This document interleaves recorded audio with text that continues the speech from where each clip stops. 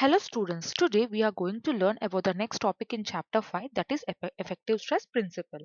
Coming to the next topic, it deals with the type 3 problems which are dependent on the capillary action.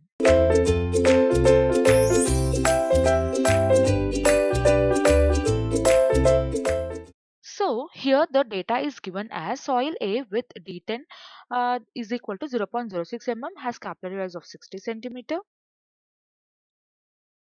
And what will be the capillary rise in a soil B with the D10 effective size of D10 0.1 mm? Then both the soils have the same void ratio.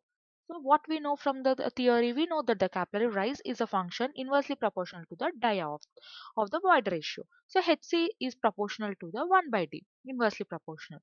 But again come to the diameter of the void space, that is d is directly proportional to the d10, that is effective size if the void ratio is constant. So this is the formula. D is proportional to the E into d10 whole power 1 by 3. So what we can write? We can write that Hc2 by Hc1 is equal to d10 1 into d10 2. So what is Hc2? We don't know, that is x. Hc1 is given as 60 and d10 1 is given as 0.006. d10 of soil B is given as 0.1. After simplification, we get Hc2 is equal to 36 centimeter. Similarly, this problem is for practice. Here also the same concept. Hc2 we have to find out. Hc1 is given as 100 centimeter.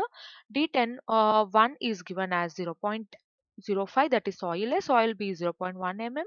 Nothing but Hc2 is calculated as 50 centimeter. Thank you.